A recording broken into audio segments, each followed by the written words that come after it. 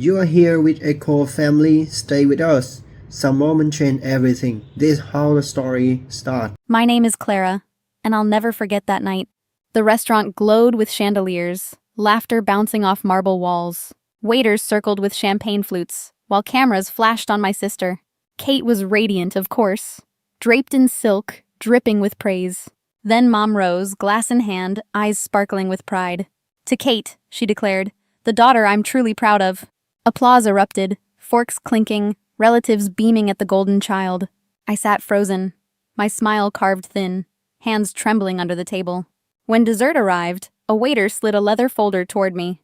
The bill, nearly $2,000, stared back like a slap. Mom leaned closer, her voice a dagger. "Go on, Clara, pay it." And in that moment, humiliation burned hotter than the candle flames. That bill wasn't about money. It was about my place in this family. Growing up, I learned early that my place in the family was secondary. Kate was always the star. The blonde curls, the easy smile, the girl who got applause just by walking into a room. Relatives would pinch her cheeks and gush, "She's going to be a heartbreaker someday." And then they'd glance at me, awkwardly adding, "Clara's the smart one." It sounded like a compliment, but it was really a consolation prize. When Kate wanted ballet lessons at 6, my parents signed her up for the most expensive studio in town without hesitation. When I begged for a science camp that same summer, Mom sighed. "Too costly. You can go to the free program at the library."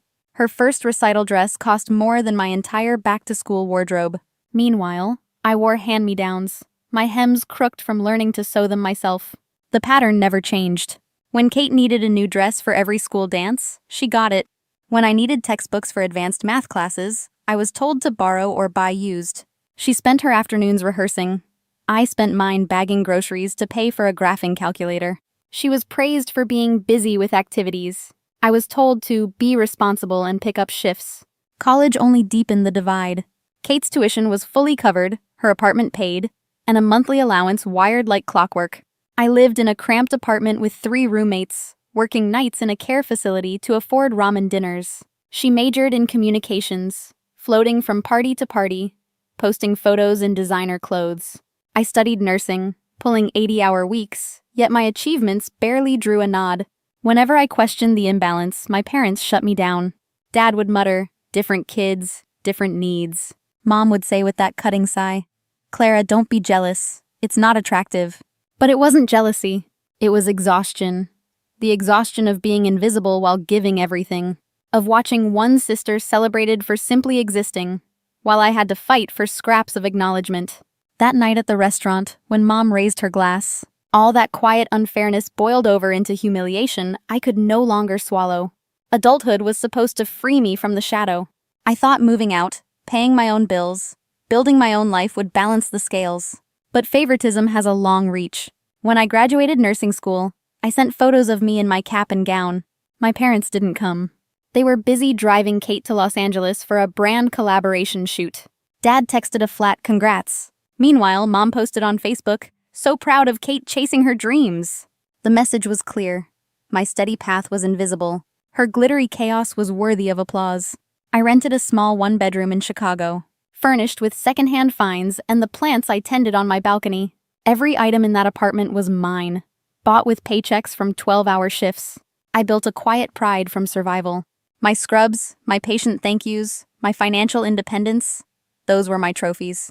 Kate, meanwhile, floated from one crisis to another. When her rent was due, my parents wired money. When her car broke down, Dad co-signed a loan. When a brand deal fell through, Mom called me, voice honeyed. "Clara, can't you help your sister this once?" This once had become dozens of times. I learned to set boundaries, one shaky no at a time. Still, guilt gnawed at me every refusal. Family dinners turned into silent tests. Would I open my wallet? Or would I be branded selfish again? The contrast sharpened with Michael, my boyfriend. He saw me, my effort, my worth, without conditions. When he came to a family dinner, he leaned over and whispered, "Emma, they treat you like the reliable ATM. It's not love. It's dependence." His words burned because they were true. I stayed quiet most nights, biting back the urge to call out the imbalance. But every act of restraint, every swallowed truth stacked like stones inside my chest. I told myself peace was worth the silence. But silence has a weight, and one night it finally cracked. And it cracked not in private, but at a crowded restaurant, with my mother holding a glass in the air. The private room glittered, chandeliers throwing gold across white linen. Kate posed by the cake, sequins catching every wandering phone camera. Laughter swelled, champagne fizzed, and the photographer kept circling her. Mom tapped her glass. The room hushed like a stage cue. She smiled at Kate, then glanced past me as if through glass. "To my beautiful Kate," she said, voice thick with pride. "The daughter I'm most proud of, the one who shines." Applause broke like surf. A few relatives even wiped tears. I clapped too, small and careful, heat rising in my face. The desserts arrived, towering slices, sugar roses balanced like crowns. A waiter stepped to my side, black folder held respectfully. "Miss Clara?" he asked, setting it neatly before me. "The check." The number blinked up, 1,080 before tip and service. 22% suggested gratuity, neatly printed in pale gray. My heart stuttered. Silverware chimed somewhere like distant bells. A cousin leaned forward. "Is that for you?" she whispered. Before I could speak, Mom's voice cut clean and bright. "As always, Clara will handle it," she said, lifting her glass. It's the least she can do for her sister's special day. A thin wave of laughter rolled, then died in the corners. Kate sipped champagne, eyes glittering, mouth tilted in a practiced smile. I looked at Dad. He cleared his throat, then looked away. An aunt shook her head, whispered, "That's not right," then blushed. At the doorway, the manager hovered, polite concern on his face. "Everything all right here, ma'am?" he asked toward my mother. "We're fine," Mom answered, never once looking in my direction. The photographer kept shooting, flash popping like little detonations. The bill sat open, heavy as a stone in my lap. This wasn't generosity. It was ritual. Public tribute disguised as tradition. My humiliation had been itemized, taxed, and totaled in ink. I pushed the dessert back. Sweetness couldn't fix the taste. Heat climbed my neck, a slow burn turning into wildfire. If they wanted a scene, they were about to get one. Because that bill wasn't just money, it was my place, priced. I stood, palms steady, voice surprising even me with calm. The room tightened, napkins frozen halfway between plates and mouths. "If Kate is your pride, let your pride pay tonight." Mom's smile thinned. "Don't embarrass us. Just handle it, Clara." I tapped the bill.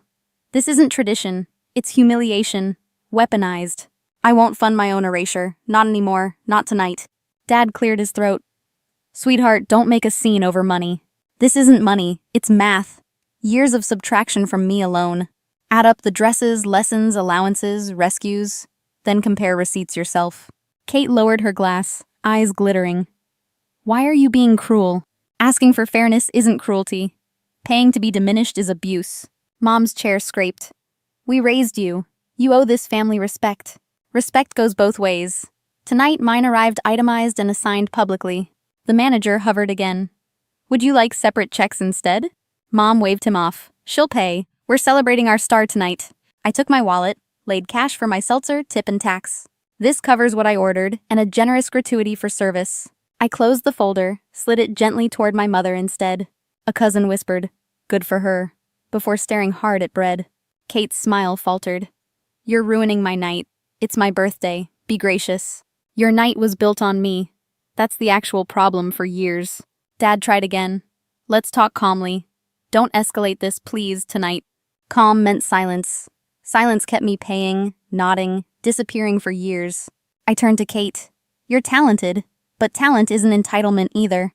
If you want the crown, wear the cost as well from now." Mom hissed. "Ungrateful." The words snapped like a brittle twig tonight. "Gratitude without boundaries is servitude. I'm done performing obedience for you." The photographer lowered his camera, eyes wide, flash finally resting at last. The manager nodded slightly. "We can split this 3 ways instead." "No," I said, "charge them. I am not paying for this."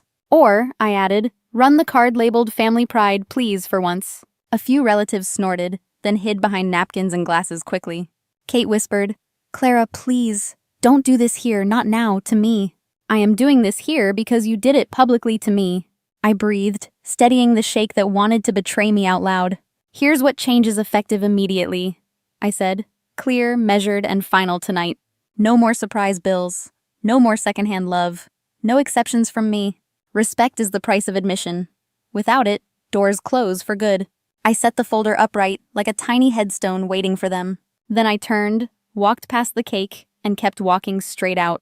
Behind me, chairs scraped, voices collided, cutlery chimed like alarms all around. Outside, the night air felt honest, cold, absolutely necessary tonight. I exhaled. I won't buy love, I'll buy my peace from now. But inside, the story wasn't over. Not for them or me quite yet. I walked until the city swallowed the restaurant's noise. Cold air steadied me, sharper than champagne and applause. Not the quiet one anymore. Not the designated payer. Morning brought messages stacked like plates after a banquet. Dad called first, voice low. He should have said something. I said, try again, but with actions, not speeches. Kate texted next. Sorry, I didn't know it felt humiliating.